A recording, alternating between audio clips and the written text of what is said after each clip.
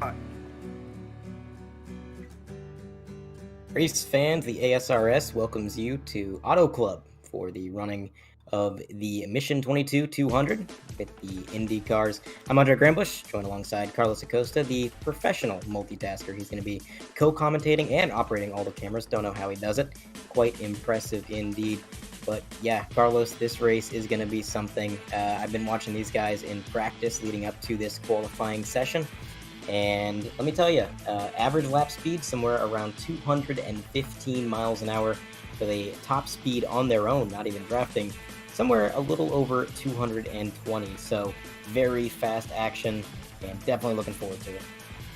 yeah, I'm looking forward to this as well. This is going to be a very exciting race here tonight. 100 laps, 200 miles, like you mentioned, with these incredibly fast Indy cars. And, we may have a small car count today, but the drivers in the field are some of the best in iRacing in terms of league racing. And, this thing may be a very short but exciting, fun race. Remember, tonight's race is the Mission 22 200 here at Auto Club. And, of course, this is the Auto Club before it's going to get repaved. Although I'm hearing rumors that has probably been postponed due to parts shortage, or I guess material shortage. But yeah, fun race here at Auto Club that's going to be happening soon. And Andre, we're in qualifying right now, single car qualifying to be exact, 2-lap fastest lap type of qualifying. But I don't know what to expect here at Auto Club. Well, we've been told, Andre may have to make 2 stops possibly, if not for sure 1 stop, and these cars are incredibly unstable with cold tires. Yeah, and that's what's going to make qualifying so interesting. When you have cars that are pretty much wide open around this track, your goal is going to be to build up as much speed as possible on your first lap so that you carry that momentum into the second lap where you're going to set your fast time. But when you have cold tires on that first lap, you kind of got to play this balancing act of, do I want to push the car and build up this speed and risk spinning out, or do I want to take it a little bit easier and make sure that I'm keeping the car intact? It's a difficult thing. I mean, these Indy cars, they're not like other cars. When they get sideways, when they break loose, it's almost nigh on impossible to save them. I mean, once the air gets flowing over the car in a direction that is not really meant to, you're going to have a hard time bringing that thing back around. So they're going to have to be careful on these older tires, or on these cold tires. And as they warm up for the second lap, they're going to be a little bit more comfortable. Right now, as you can see on the left-hand side of your screen, times are being posted. Tanner Sharp currently sitting top of the board. Alan Young sitting P2. Dennis Player is sitting third. Lee Staples, P4. Tyler Bowman, he's going to be sitting P5. Jim Foose is the final driver to have set a time so far. And these lap times, look at this, Carlos, they are so close. Alan Young, 200ths of a second behind our pole sitter. Dennis is sitting 300ths of a second. Lee Staples, 600ths. There is practically no difference in these lap times, and that tells me that, as expected, when you take these open wheel cars to a bigger track, this is going to come down to strategy. It's going to be a 220 mile an hour game of chess where you got to try to use the draft to your advantage and make the moves and position yourself properly, rather than focusing on hitting particular racing lines or, driving aggressively. It's all going to be about positioning and draft. Yes, it is, and we do apologize for having our backup ticker in the screen. It seems like something happened recently with a patch or an update, and SDK doesn't like to display times during qualifying for some select tracks. So fear not, we've had this happen before, and it seems like once the race starts, ticker should be back up to normal. So this is one of those high-speed chess type of games. It's pretty much a plate race if you're familiar with NASCAR-style racing, like at Daytona or Talladega, where these guys are going to be pretty much bumper to bumper the whole time. But unlike NASCAR, you don't really want to bump draft at all with these cars, mostly because the front part of the car is incredibly crucial to the way that they handle. And these are rear-engine cars, so you don't want to mess up the engine. Yeah, you definitely don't want to make any contact at all. Even the alignment with the axles and the tires being open wheel, any amount of contact with another car can be absolutely detrimental. Of course, eventually, I would say after 2011 or so, IndyCar did add the kind of rear fender flares that kind of flare out on the body panels that kind of match plush with the rear wheels, um, They removed them. but they ended up removing them later on, and so it can be very, very dangerous to make any sort of contact. They're gonna have to be very careful. Of course, if you're an Indy fan, you know that already. We're just kind of preaching to the choir, but Carlos and I, we're more of a stock car racing guys, so this IndyCar thing's kind of new to us, and of course might be new to some of the fans at home. Obviously, ASRS is kind of more known for their NASCAR side of things. The league has been going on for so long with stock cars.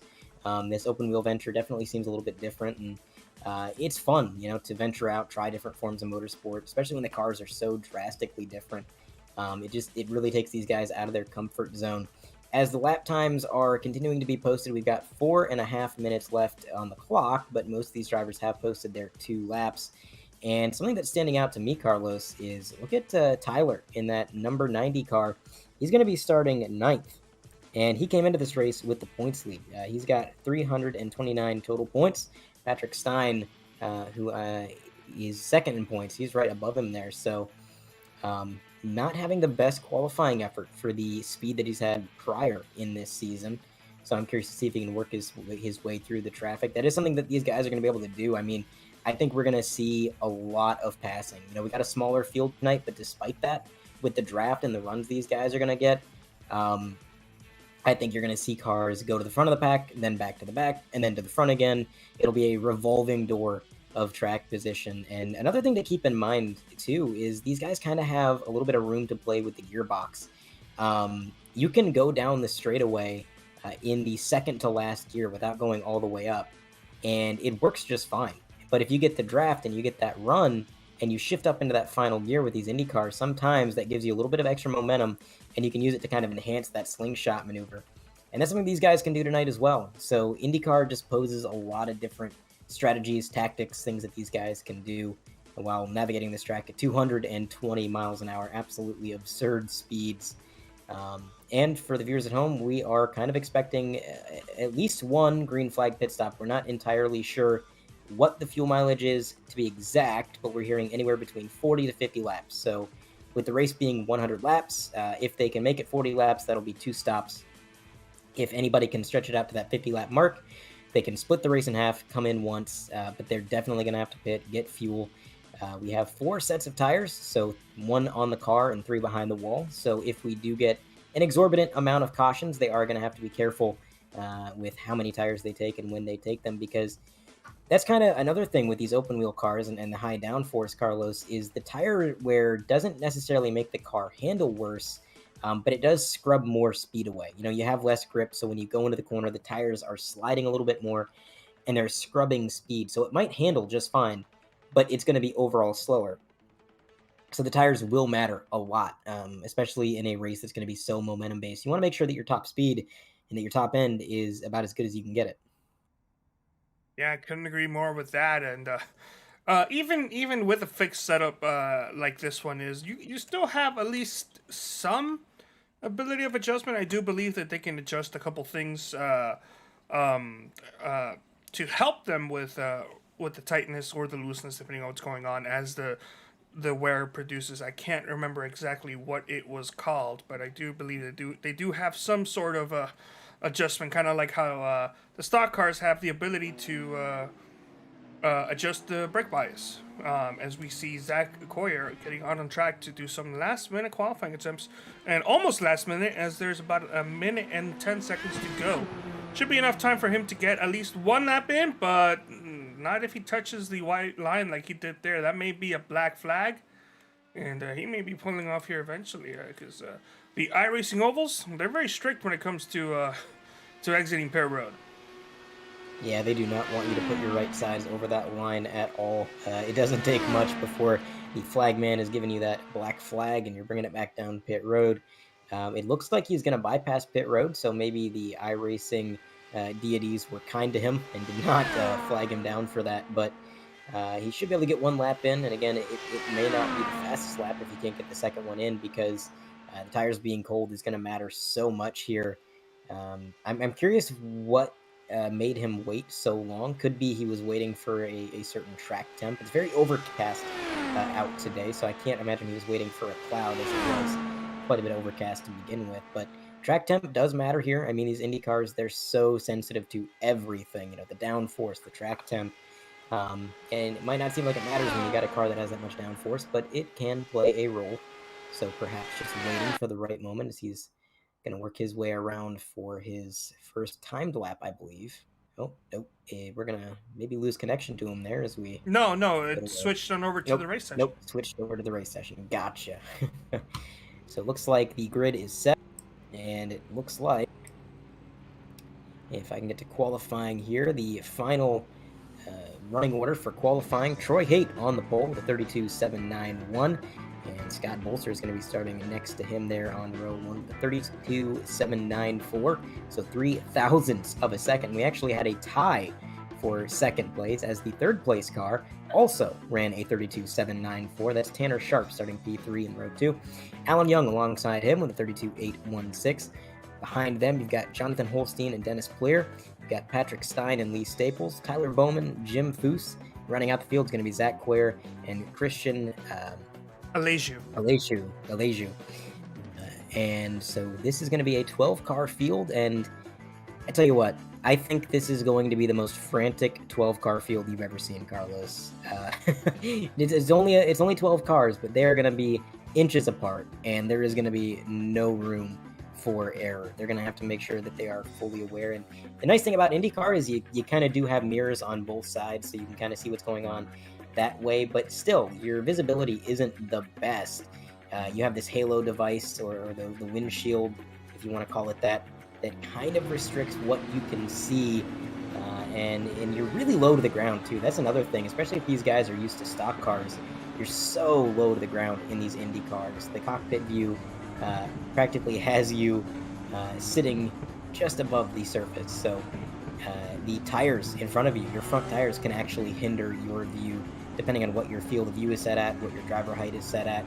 So a lot of these guys are going to have to rely on either the iRacing built-in spotter or perhaps a real spotter, because actual visibility is going to be fairly low. And another thing to take into account there with the visibility is, I already mentioned the overcast, but it is kind of dark at the track. That can affect things. The first session we had up, we actually had a lot of fog, and that made it almost impossible to see, but luckily that is cleared out. We're down to just some overcast. And the pace car is working its way through 3 and 4. And it should be this time by that we're going to go green. I don't see any lights on the pace car, so looks like Scott Bolster and Troy Haight are going to wait for this pace car to make that hard left turn. And they got quite a wide area to choose from to get the race started. There goes the pace car.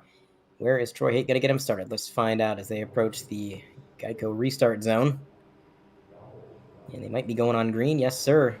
Looks like Troy Haight is going to go on green. Actually, a little bit delayed there for Troy Haight. That's going to allow Scott Bolster to get out to an immediate lead, leaving the cars behind him in the dust, at least temporarily. Dennis Pleer, he's going to move up a couple of positions right up into second, now trying to use the draft of the leader and get up onto his bumper. Troy Haight, who started this race on the poles, already dropped back to fourth. Yeah, we're going to be seeing a lot of that going on. Drivers moving up and moving down very quickly as, whoa, Dennis Pleer almost made contact with, I believe that may have been Scott Bolster. As whoa, we got contact. Oh, no, Lee Staples in the wall. Heavy damage. Going down to pit road. No caution, but his day is done. Not even one lap into the event. As Andre, I'm going to let you take over. I'll try to go ahead and pull up a replay as Alan Young has taken the race lead. Alan Young, indeed, moving up to P1 right in front of Bolster. And Dennis is actually moving up there to second as well. He just overtook Bolster. And yeah, these guys are trading off positions left and right. They are racing like it's the last lap in the Mission 22-200. And we finally go single file a little bit at the front of the pack, but a little bit further back, they are side by side battling for the 5th position. Very, very close action as they cross the stripe for lap 3. We're going to go to the through-wide TV replay, top of your screen. And he's going to come around the turn 3 and 4. They're almost 3 wide for a moment, but just a little bit of contact was enough to send him into the outside wall. And after that, his alignment was gone. A near miss right there. And he's going to do a good job getting the car out of the way and down the pit road, but unfortunately unable to get it stopped in that second hit. If there was anything left of the car after the first hit, That pit road wall definitely did him in, knocking in the other side of the car. So unfortunate to see that happen for Staples so early into the event. Obviously, these guys put in a lot of practice and a lot of time, and you never really want to see anybody eliminated quite that quickly. But everybody else is still in the running. They're still making their go at it, and I think things have calmed down a little bit here, Carlos. After that first incident, that may have been a little bit of a wake-up call for these guys, because we're seeing a lot more patience here on lap 4. Yeah, patience indeed, as Jonathan Holstein is going down pit road incredibly fast. Something must have happened. He either got loose or looks like he may have damaged his car and has just decided to call it there. But yes, things have certainly cooled down a bit, as Holstein and Staples are now both out of the race. Staples made contact with, I believe that was the green car of Tanner Sharp. Tanner in the number 26. Traditionally, he's always hanging out at number 3, but that's not happening here in this league, as right now Tanner Sharp, not sure if he knows what happened or if anything, but the moment the Lee Staples car hit the wall and that tire got just ripped apart from the suspension, that car was as good as done. I'm surprised there was no caution. That was a Herculean effort by Lee Staples to just shove that car down pit road without involving anybody else. And I do believe Zach Coyer may have been slowed down because of it. He may have had to go through the grass. But other than that, everybody seemed to have recovered. But right now, Dennis Pleer has taken the top position from last week's winner, Alan Young, as Alan Young's looking on the outside to try to get that position. And we got two cars battling for 2 positions there in first, second, third, and fourth. And I can confirm that the number 73, when he came down pit road really quickly like that, he hit the wall in turns 3 and 4. And it bent the axle of his car, and he kind of made the voluntary decision to come down pit road at that point. Yeah, you were kind of right there, Carlos. He kind of damaged his car and decided to end it. So unfortunate to see 2 drivers out so early, but this battling is really intense. There goes the number 11. He's going to try to make a move on Young on the outside, and that's the thing. These guys can use the whole track, and you've got this much grip at your disposal. You can move up, you can move down.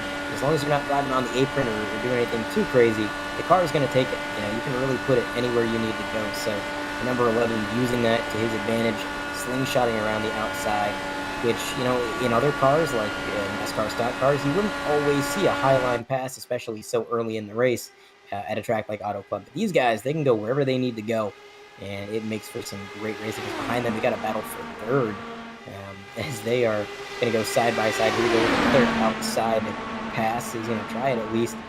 And these guys, the draft is so important. It's going to be about making Whoa! Almost looked like he got into the wall a little bit there, but I was going to say, it's going to be a little bit about making allies, I think, Carlos, and knowing who is going to work with you, who you're on good terms with, who you've helped in the past, or who has helped you, and just kind of knowing, what is the competition going to do? If I step out and I try to make a move, is anybody going to go with me? Because you can see, these guys are trying to drive down the track to break the draft, just like Young did right there.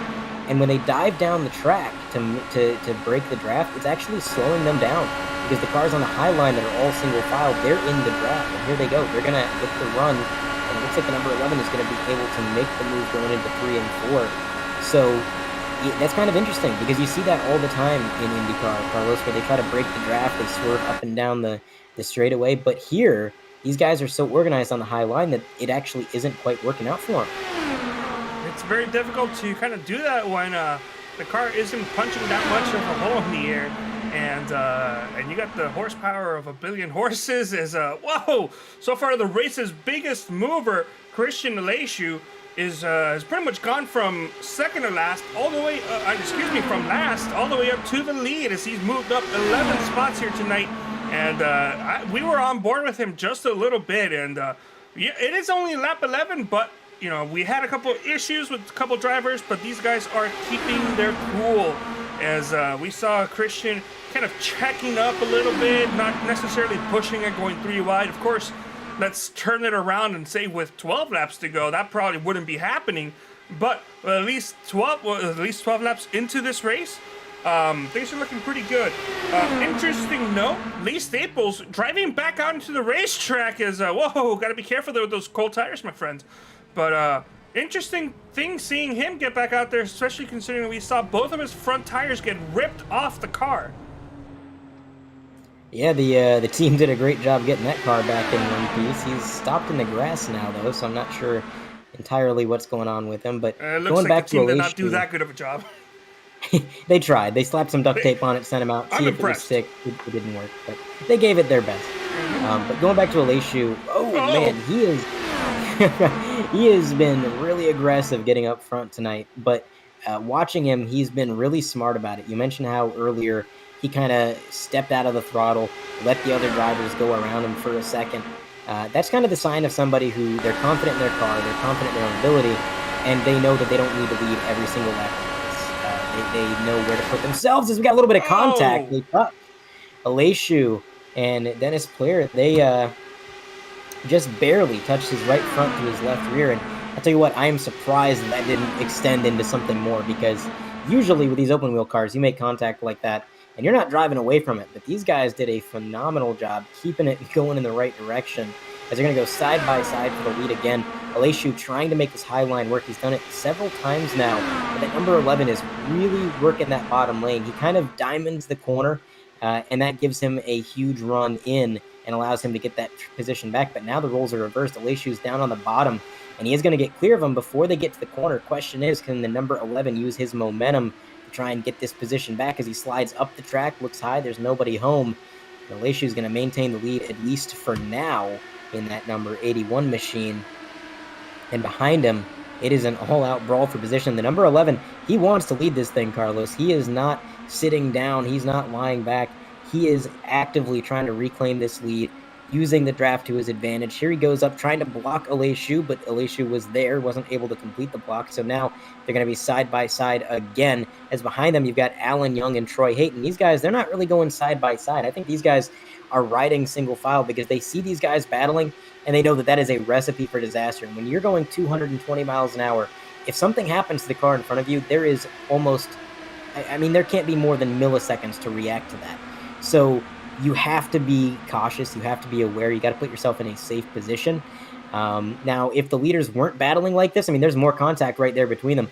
If the leaders weren't battling, yeah, maybe these guys get aggressive. Maybe they go up there and try to take it for themselves. But right now, they're looking out that windshield. They're seeing these leaders duke it out and even touch tires down the straightaways. And they're probably saying, all right, I'm fine where I'm at.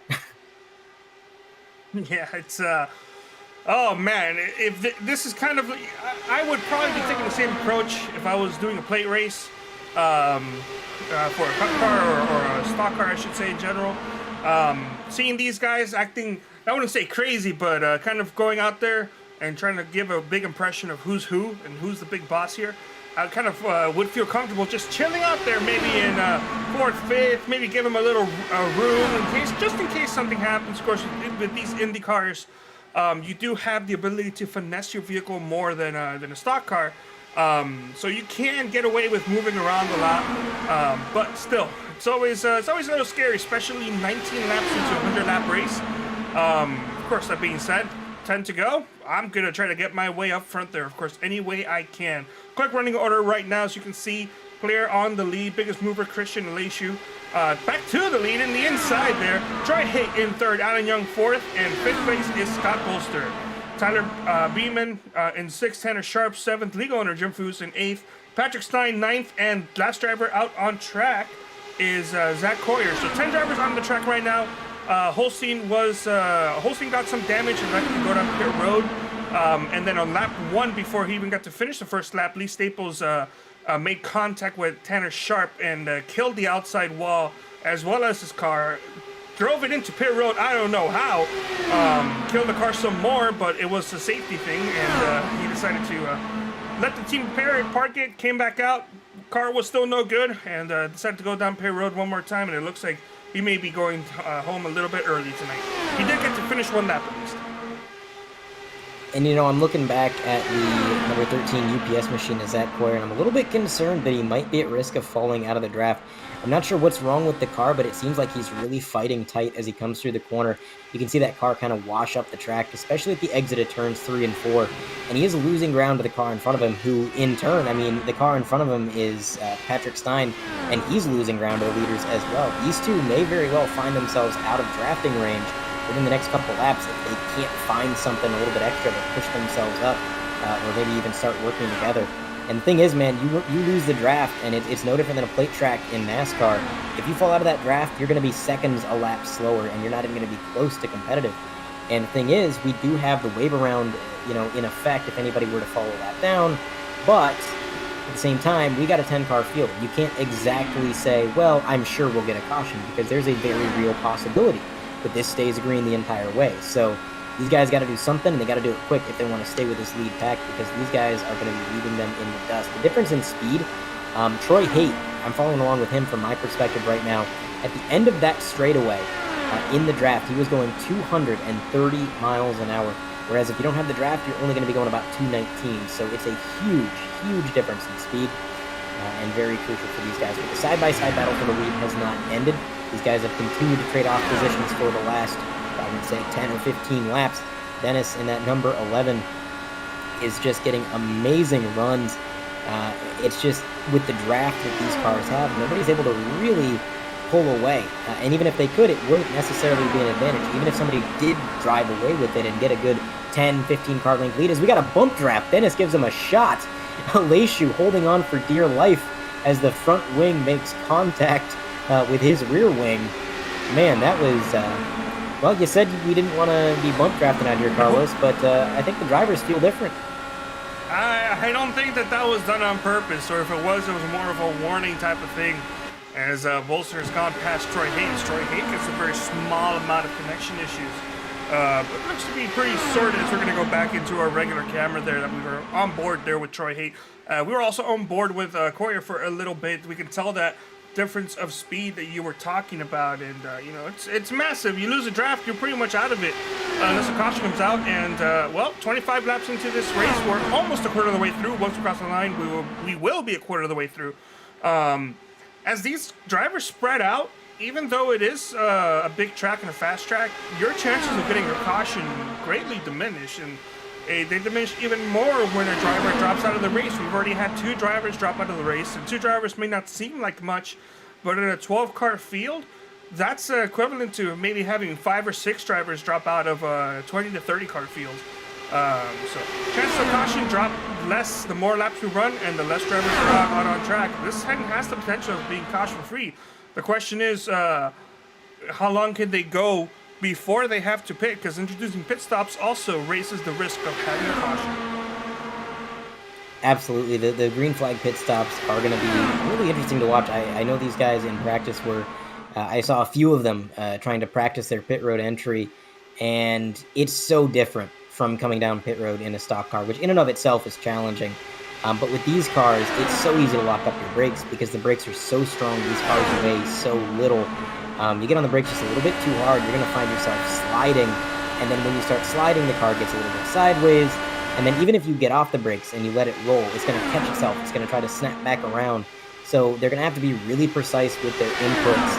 And they're going to have to make sure that they don't give up too much time either. I mean, they're going to have to pit, I would say, as a group, sort of like you see with plate tracks in stock car racing. Because if you pit on your own and you come out on your own, well, that could be the end of your race. So not only are they going to be going from 220 miles an hour down to, I assume the pit road speed is somewhere around 55, but they're also going to be doing that in a car with incredibly powerful brakes that weighs almost nothing, and they're going to be doing it just inches away from the competition who's doing the exact same. So that's going to be fun to watch. I would say if we were going to get a yellow flag, that would be like the highest risk factor. But so far, everything has been clear and green. And luckily, Auto Club is big enough that, when we've had these single car incidents, the iRacing service doesn't really deem those worthy of a yellow flag. So we can have those incidents and nothing really comes of it. We don't got to worry about it. So I think these drivers, for the most part, want to see this go green, unless you're somebody who's involved in an incident, of course, and in which case you're probably throwing things out on the track trying to get that debris caution. But right now, look at Scott Bolster way to the outside of line. Looks like he was just trying to get himself in some clean air there, maybe.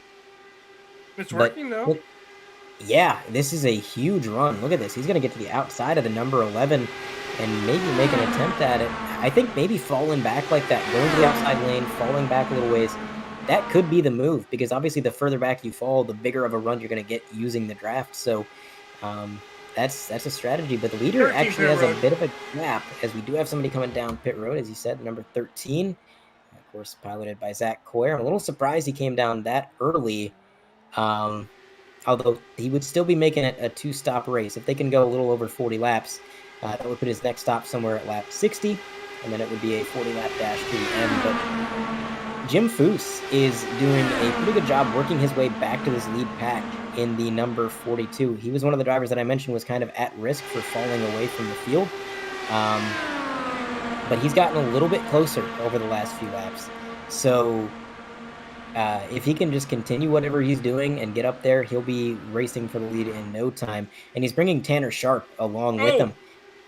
Ooh, a little bit of contact on the front straightaway. I believe that was between 4th and 5th. I'm not entirely sure. I was following along with Tanner. But yeah, Tanner's doing a good job working with Jim. And that little scuffle we had right there only put these guys closer to the lead pack. So give it a few more laps. I think this kind of hornet's nest we got up front is going to get even more crazy.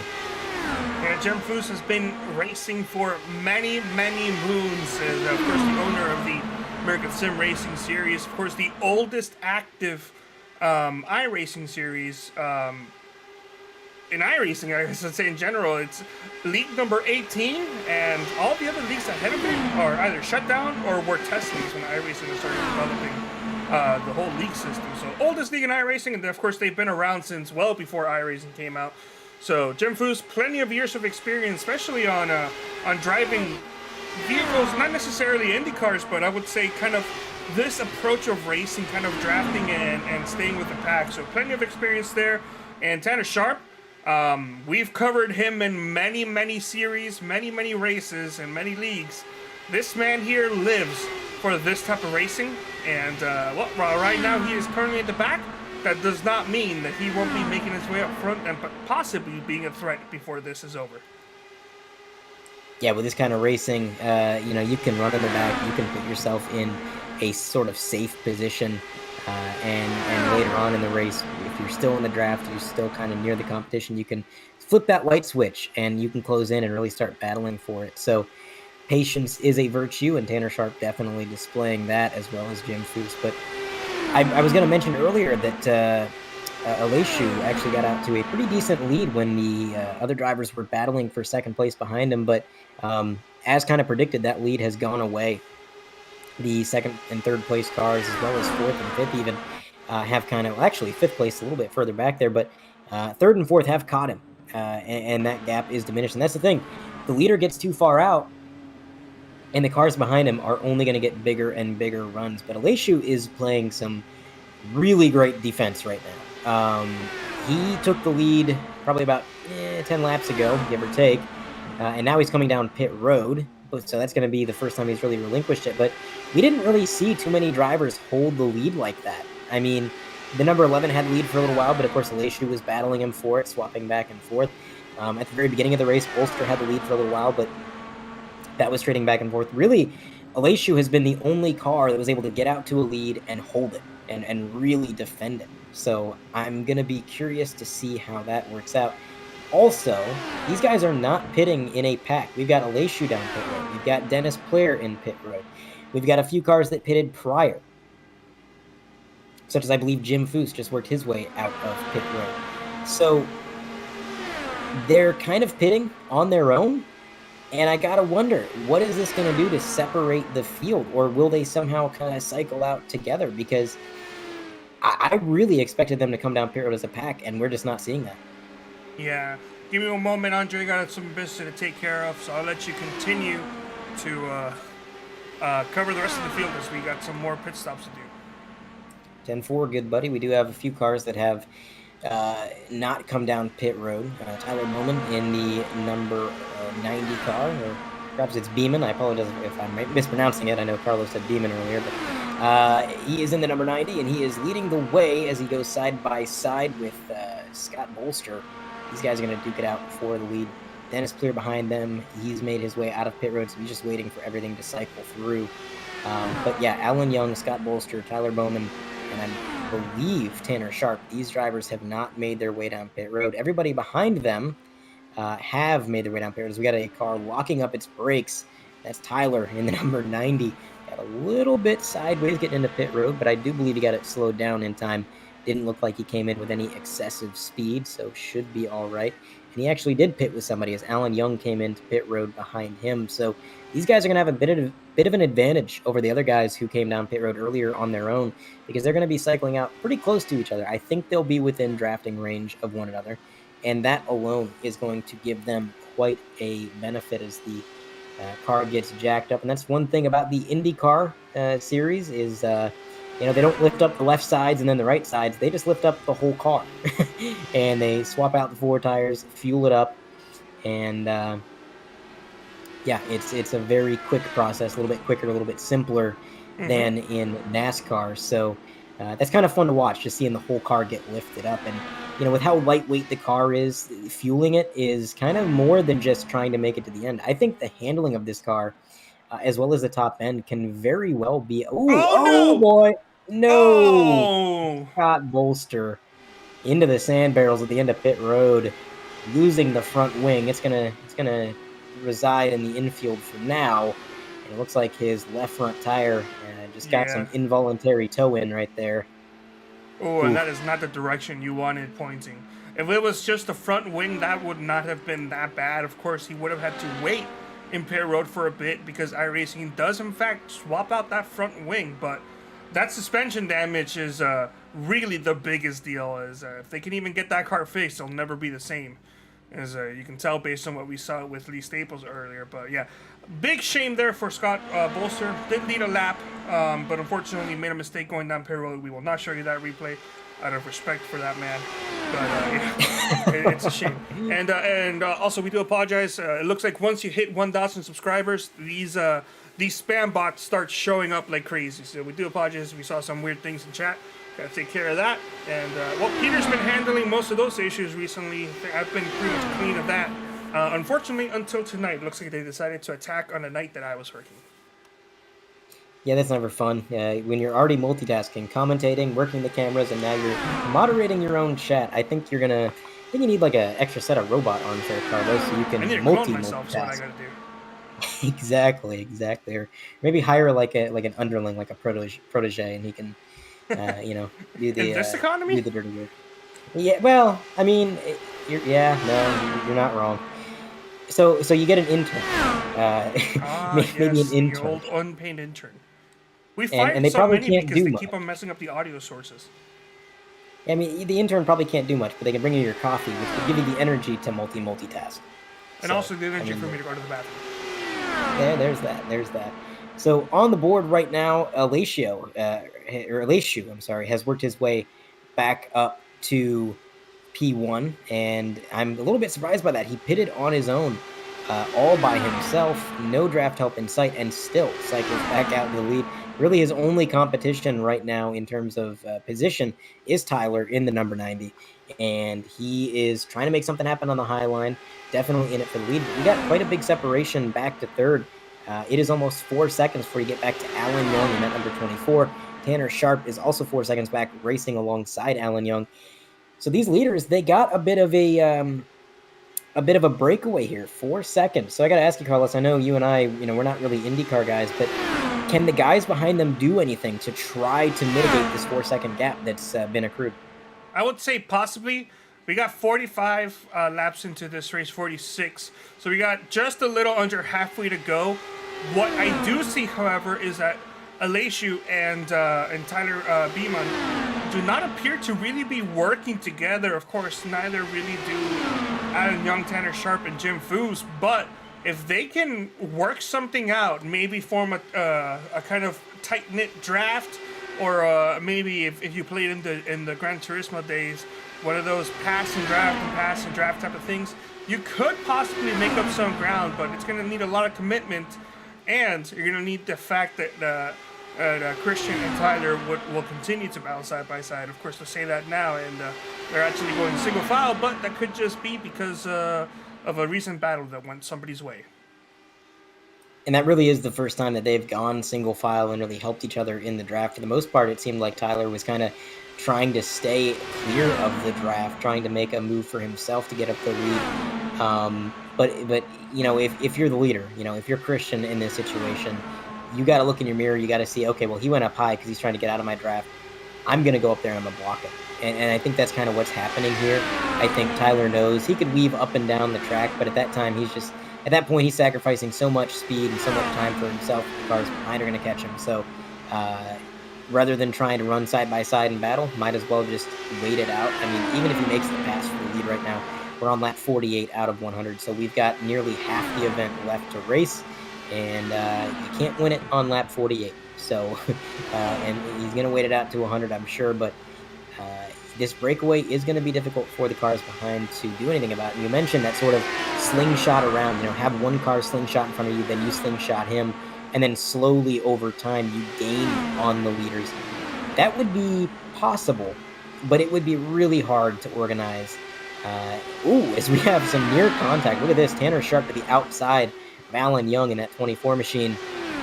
I think Tanner was kind of caught off guard there. The 24, I don't think he lifted. I don't think he got off the throttle, but when he was coming out of the corner, it seemed like he turned the wheel maybe a little bit too sharp and scrubbed some speed away. And the closing rate was just massive, giving Tanner Sharp a huge run. Great reaction time out of that number 26 machine, though. Tanner Sharp was able to weave out of the way and avoid contact. I mean, that very easily could have been a two-car incident, but because of that reaction time, these guys are still in it to win it. And a little bit behind them, look at this. You've got Jim Foose. He's P5. He's kind of joining this three-car gaggle. And that could be the advantage. Maybe that's the difference, Carlos.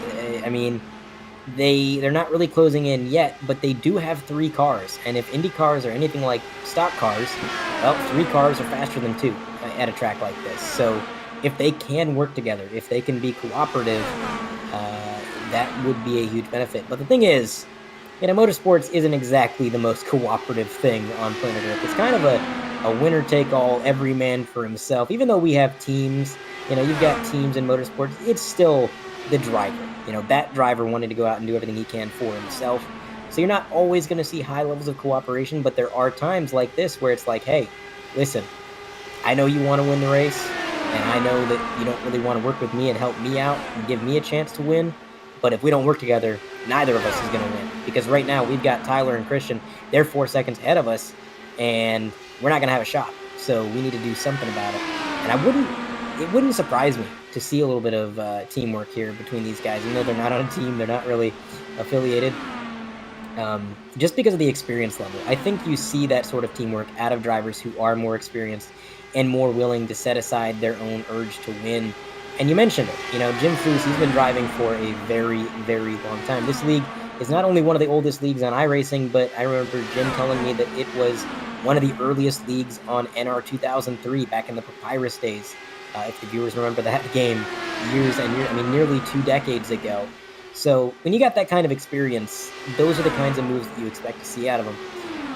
But again, I'm not really too familiar with Indy cars, so maybe 3 cars isn't as much of an advantage as I'm giving it credit for over 2 cars, because this gap's only closing by a little bit. It is closing, but only by a little bit. 2 laps ago, Carlos, it was 4.8. Now it's 4.4. So actually, they are starting to reel them in. This could be the beginning of a slow crawl to the front. It's possible. The question is, will they have enough time? But also, remember, they won't need to pit one more time, you know, pending, well, sorry, not even pending. There will be a caution. Question is, will it be green flag pit stop or a yellow flag stop? So these guys, Tanner Sharp, Alan Young, Jim Foose, they need to kind of try to figure out what went wrong that first pit stop and try to see if they can prevent that from happening or at least lessen that damage. Because Leju and Beeman, they just pulled away. Everybody was kind of close together within 2 seconds. And, well, the guys in 3rd, 4th, and 5th, they lost a hefty amount of time and they cannot afford to do that again in the green flag conditions. Of course, right now it looks like Alan Young and Tanner Sharp are kind of pulling away from Jim Foose. So whatever's going on with Jim Foose, doesn't appear to be quite as fast as the rest of the group.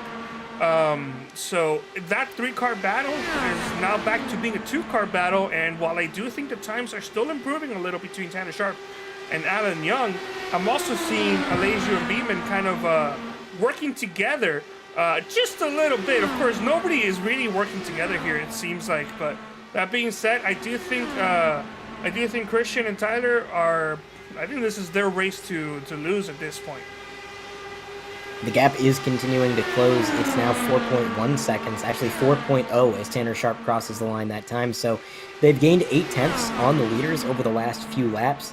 And I'm a little bit surprised to see that it's just now happening because, again, these guys ran about 4.8 back for probably the first 5 or 6 laps after they came out of the pits. And it's only been within like the last handful of laps that they really started to close in. I don't know if he just kind of saw what was going on. Yeah, there was a swap for position, and they're swapping positions right now, but they're not fighting each other. Alan Young gets a run, and then he goes past Tanner Sharp on the inside. Tanner Sharp doesn't block, doesn't do anything. And then at the exit of the corner, Tanner Sharp gets a run. He goes by Alan Young, no problem right there. Alan Young's going to be getting a run here soon, and he's going to be going to the inside, and Tanner Sharp, he's not going to be doing anything about it. He's going to let him go by because what they're doing is they're passing each other, sharing the draft. This is how they're pulling away from Jim Foose. Everybody's in a fixed setup here. There's very small amount of things that you can do to change it, and at this point, it's not really drastic what you can do. It's not going to increase your speed too much, but what they're doing, they're pulling away and they're gaining big time on Alessio and Beeman. This is the Gran Turismo style drafting that I was talking about. If anybody ever played 5 or 6 or even Sport or Prologue even, like at tracks like Indy or something like that, or Daytona, you couldn't really bump draft. So you kind of had to do this and just kind of work together, draft, pass, and this is how you would catch up. And maybe Tyler and Christian might be getting an idea, but while they continue to battle side by side, Tanner Sharp and Alan Young, they're catching up pretty fast and leaving each other in the dust. I think you're right. I think the leaders are starting to catch on because I just watched the number 90 and the number 81 do exactly what Dennis is doing in that number 11 with the other driver there, Alan Young. So I think they probably saw that relative. They saw Tanner Sharp, Alan Young closing the gap, and these guys know what they're doing. They're like, okay, I see what these guys are doing to get this advantage, and now they're trying to do it for themselves. You can see there goes the number 90 down to the bottom of the track. I think he was trying to give the position to Alessio. Alessio didn't quite get the run. That's going to hold him back a little bit. But yeah, the leaders are, I think, trying to counter what the cars behind are doing, but they're not quite as organized at it. So if they continue to not be as organized, that is going to be a massive help to Alan Young and Tanner Sharp. And in fact, these guys have gone side by side for the last 2 straightaways, really not sharing any draft at all. They're actually starting to battle one another. So that is going to be huge for Tanner and Alan if they can just continue to do what they're doing, close that gap. The number 90 cutting really close to the front of that number 81 machine, but they're able to keep it going all right. And as they cross the line this time, I'm curious to see what the gap is because they spent a lot of time battling, a lot of time weaving this lap. So we're going to see it was 3.6 last time at the stripe from Alessio to Tanner Sharp. This time it looks like it's going to be 3.7. So actually, Tyler and Christian pulling away by about a 10th. That's the first time they've been faster in about 10 laps. It looks like maybe it could have been a fluke that the leaders kind of caught on, or it was just a coincidence that they were gaining some time, because they do seem to be battling that, or they're just not fully able to grasp the concept of sharing draft. It took these guys quite a lot of time, excuse me, it looks like the camera accidentally switched. It took these guys quite a bit of time, and by these guys, I'm talking about Alan Young, Tanner Sharp, to start catching to the leaders, considering the fact that they had more vehicles. But it could just be a simple case of why, especially in NASCAR, you would only see 2-car tandems and not 3 or 4-car tandems, just because with 2 cars, you could make it work with 3 cars. You have a third person there as I believe Christian is going down Pier Road. But let me quickly finish my thought. With 2 cars, you know, you can make it work. 3 cars, that's a whole other person to add in, and it's just it's like as if you're trying to rotate something that's not balanced correctly.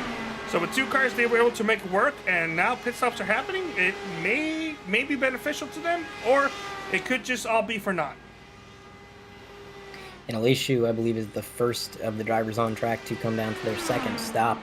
So coming down very early, I think this is a driver who knows how important tires are, as he's going to be out in the way. Pretty quick pit stop for Aleshu, and a very good entry. You know, that number 81, the way he slid it into pit road, I think just at the speed limit, according to my telemetry, you don't get much better than that. And when he's that flawless, it's going to be hard for anybody to gain anything on their pit stop. In fact, that's going to mean they have to be perfect themselves just to stay even. So a very good stop for Aleshu. The only question now is, can some of these drivers maybe come down pit road together? Maybe Jim Foose and Alan Young, maybe Tanner Sharp and Alan Young, to try to cycle out together so that they can continue to use the draft. All the while, you've got Christian Aleshu, who's a little bit further back. He's on his own, no draft help at the moment. They could easily gain time that way. Or yeah, he does have a car behind him. That appears to be Jim Foose, who is pretty much a lap ahead. Yeah, Jim Foose is not close enough to Tanner Sharp and Alan Young to benefit from going at the same time. They're about 4 seconds or so back. As Tyler Beeman has gone down Perry Road, leaving Tanner Sharp and Alan Young to be the 2 race leaders. And I gotta say, if Tanner Sharp and Alan Young can continue doing what they're doing, knowing that they're the leaders, and they don't mess up their pit stops, this could work out in their favor, because they gained quite a lot of time when Beeman went down pit road. Just because it was Beeman by himself and Sharp and Young kind of sharing draft together, working together. So if this partnership can continue, it will be very beneficial for both of those drivers, and could have been a gigantic mistake from either Beeman or Aleshu for going down Perry Road, depending on whose idea that was to do that. Not saying that they were planning on it together, but maybe if they were, and if they lose the lead, that probably wouldn't have happened. But right now, Jim Foose going down Perry Road. He's, I believe, the 3rd driver to do it, as Tanner Sharp and Alan Young continue to work together.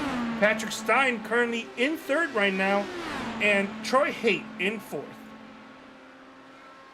Yeah, it could be a huge advantage if these guys can continue to work together. And it's really been flawless teamwork between these guys. I mean, you just see it repeatedly. Alan Young gets the run, and Tanner Sharp just moves over and lets him take it. And then Tanner Sharp does the same thing. He gets the run, Alan lets him take it. So it's been really great cooperation between these guys. And I think by the end of this, you're going to see it pay off, because I think we're going to see this really play out organically. I think this race is going to play out the way that we've seen so far. I don't think we can really expect too many yellow flags, really any at this point. So as long as it stays green, we're going to watch this thing play out 100% organically on track. And it's going to be all about these drivers' strategies, who they're working with, what they can do.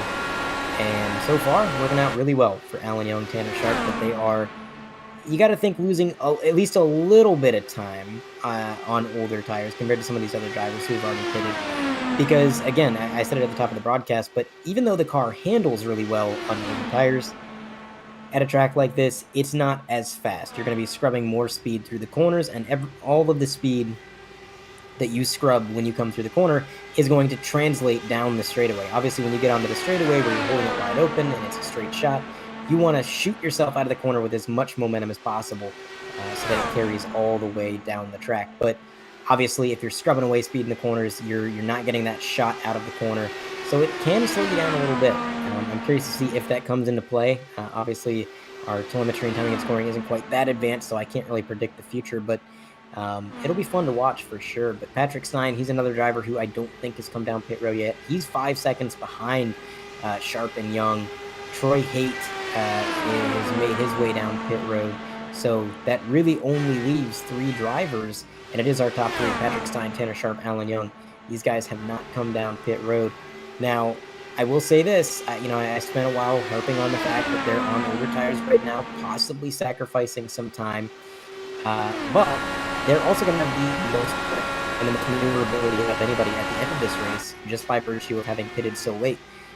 When you look at Christian Aleshu, he pitted on lap 63. Lap 65.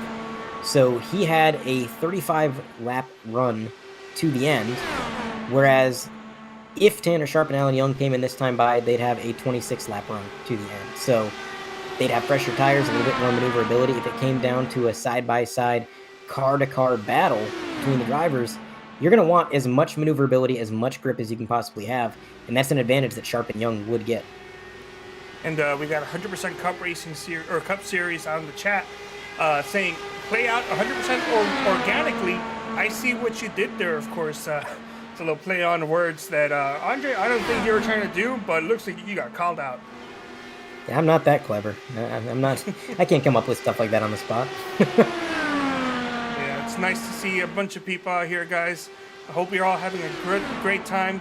Thank you so much. We are enjoying this this broadcast here. It's nice and chill, laid back. Everybody's here having a good time. Had a couple issues in the beginning. No cautions. 25 laps to go here in the mission 2200 for the ASRS Open Wheel Series here, and at Auto Club. And well, this battle's not over, because right now we are not sure if Tanner Sharp or Alan Young could still get the lead after this.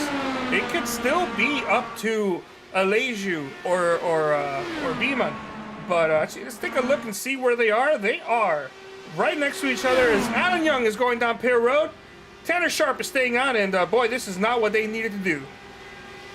Yeah, I really expected them to come down pit road together, and really, they wouldn't have had anything to lose by communicating, because they were the last cars on the track just about that hadn't pitted. So, of course, everybody knew they were going to pit anyways. I think it would have been harmless to say, hey, I'm coming in this time, come with me. But no, the number 24, Alan Young, broke off, and he's going to pit on his own. And, I mean, Tanner Sharp may be able to salvage this if he comes in the very next lap. He might still cycle out close enough to wrap with Tanner Sharp, but as you said, he's going to stay out again. So Tanner on this extreme long run strategy, and that could be very detrimental to these guys' strategy. I mean, I'm just looking at where everything's cycling out and the time lost. I mean, Christian Aleshu just cycled out far, far ahead of the number 24. I'm talking almost a quarter of a lap ahead of the number 24. So whatever Aleshu's been doing with those fresh tires and the drafting that he's been able to pull off, he's afforded himself a massive advantage.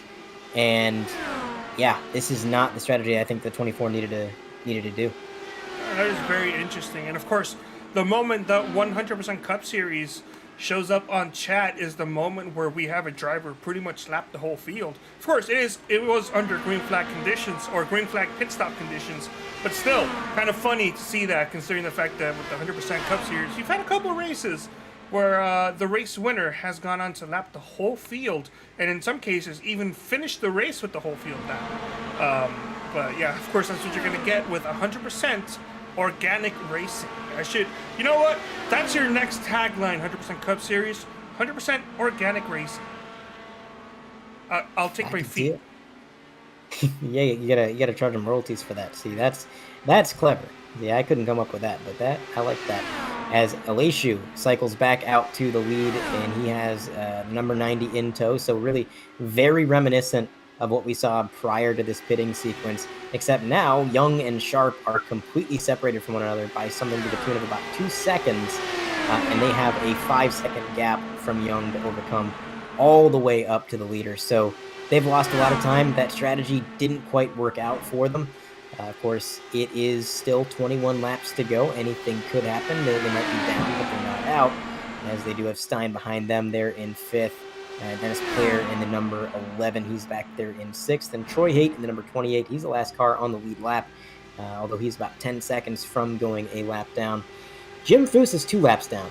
I'm not entirely sure what happened there. Maybe he had an issue. It is he had a 49-second pit stop. Penalty, perhaps. Possibly. Although I don't know what penalty would take that long. Maybe a penalty combined with some damage. Maybe that would be it. Isn't it 30 seconds for speeding?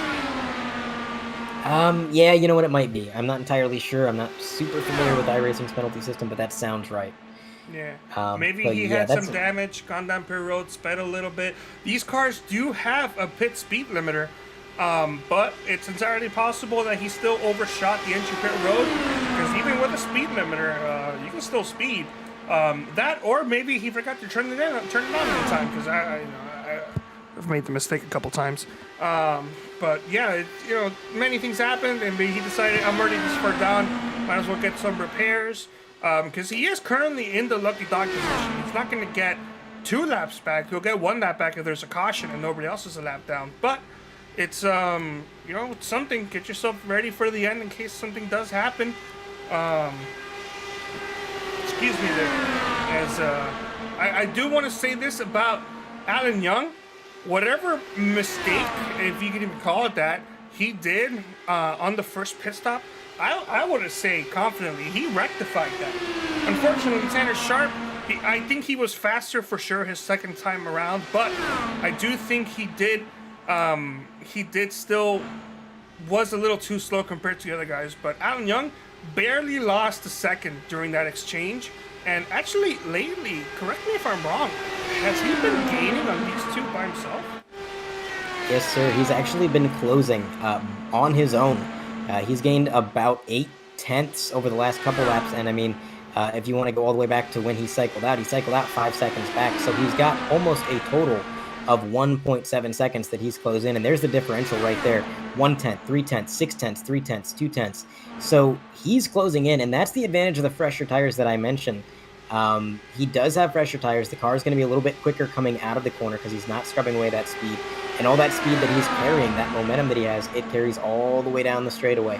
That's what's allowing his lap times to continually be faster than our leaders, who, even though they're drafting, their tires are still scuffed up. They're sliding them in the corners. They're throwing away a lot of speed. Unfortunately for Alan Young, if he had about 20 more laps than what is on the than what we actually have, if it was 40 to go right now, he may have a legitimate shot at getting to these guys. However, it's 16 to go, and these laps are clicking by like nobody's business. I mean, we're running 32-second lap times here at Auto Club. I mean, to explain how fast that is, the stock cars run anywhere between 39 to 40-second lap times at Auto Club. So they are absolutely clicking off these laps. But Alan Young, look at this, 2.8 seconds. I don't know, Carlos, if these tires hold up, he might get to them before the end of the race. Question is, can he do anything? Because really, consider this, he doesn't need to get all the way up to them on his own. When he gets within 1 second or so, he's within drafting range, and that's going to pull him up to them sort of by default. So if he could get there in time, maybe he'd have a shot. But with only 14 to go, it's going to be tough. Yeah, the one thing I am concerned about is, yeah, him and Tanner Sharp are both clocking in faster lap times than the leaders, but you're going to see this even in stock car racing. At some point, the tires just even out. And doesn't matter if you're 30 lap fresher tires than the other driver. If it gets to that point, you're going to be running the same lap times. Of course, Leju and Beeman can wreck themselves out or stall themselves out. As I've noticed, they've been a little tight recently, but I don't know. Alan Young, he needs to get, I want to say, another second and a half. And no, sorry, not second and a half. Probably just another second, and he might just be there. He might be able to just sniff a little bit of that draft and just grab on and be like that cartoon character that smells some freshly baked pie and just starts floating on in. Exactly, like the old Disney movies, just like that. That'll be Alan Young if he can just get within about a second and a half of the leaders who are really racing hard. I mean, we've been kind of focusing on this gap diminishing, but all the while on the screen has been this incredible battle for the lead. That number 90 machine continually making lunges at it. He's looked high, he's looked low. Nothing really has worked out, at least for any extended amount of time. There goes up high, contact against the wall. That's going to slow up the leader a little bit as well, as the contact checked both of them up.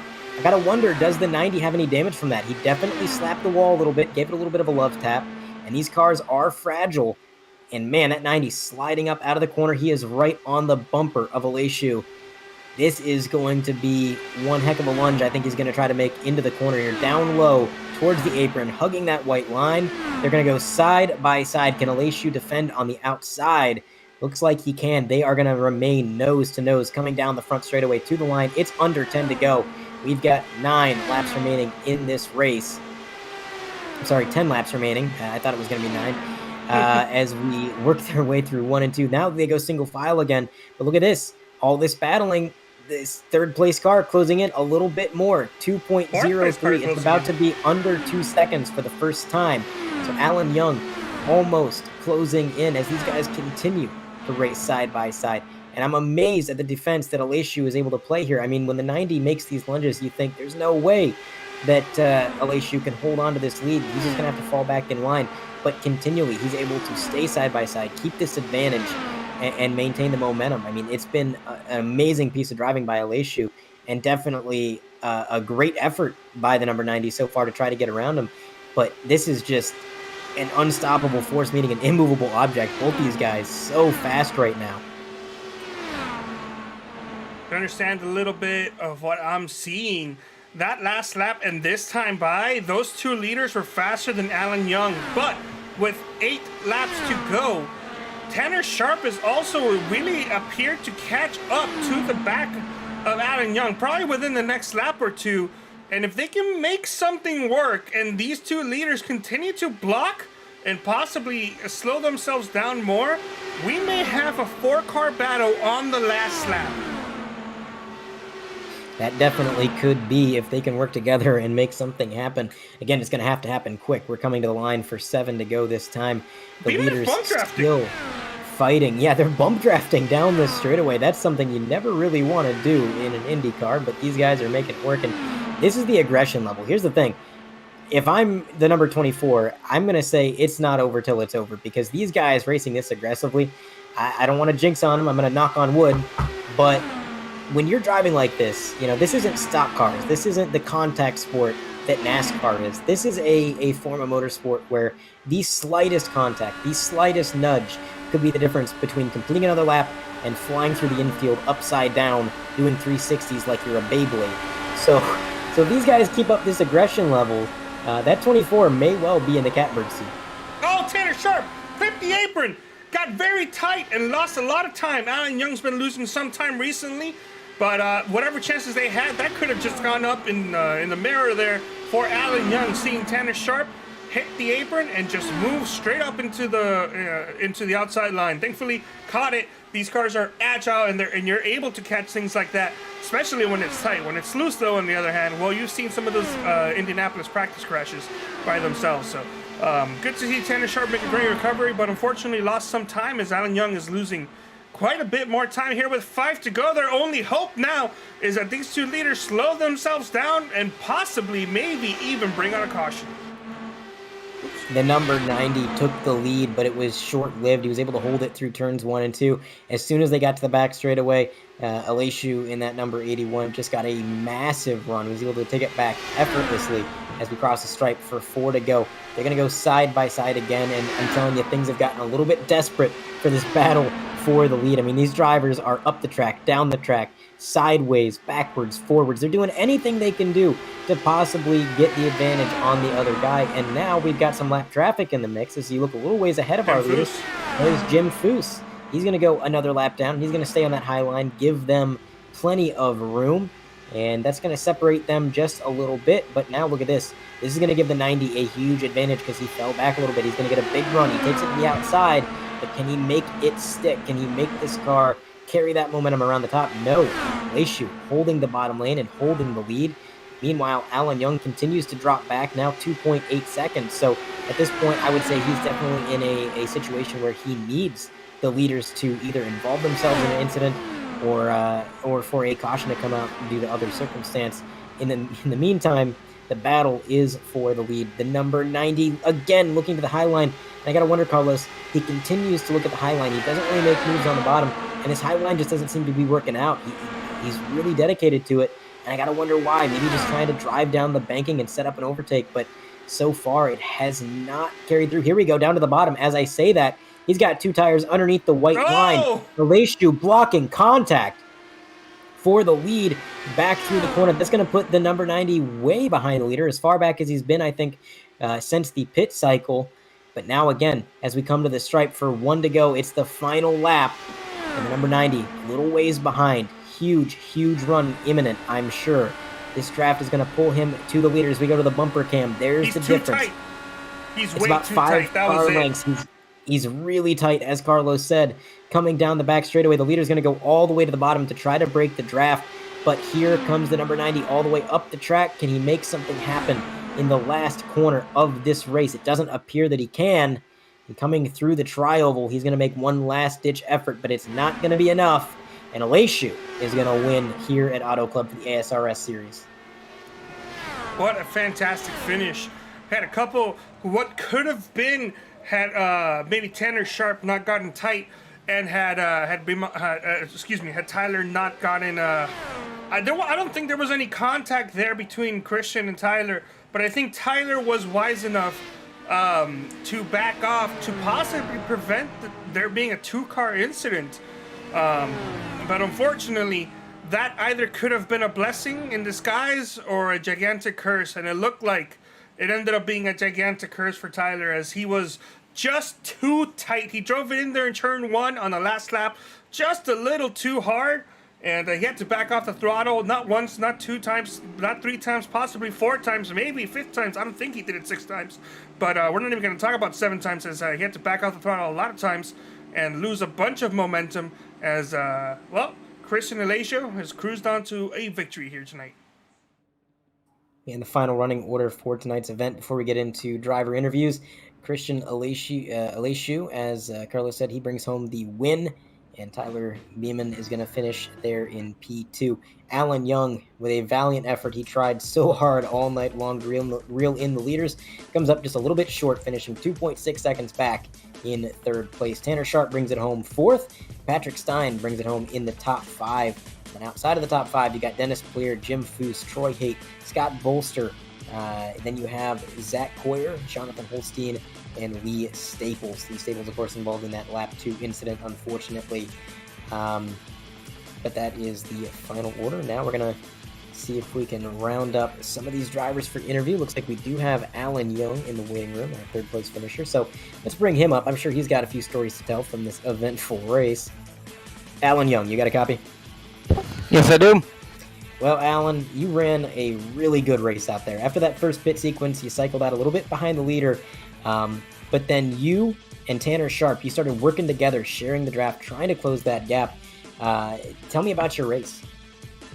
Pretty uneventful.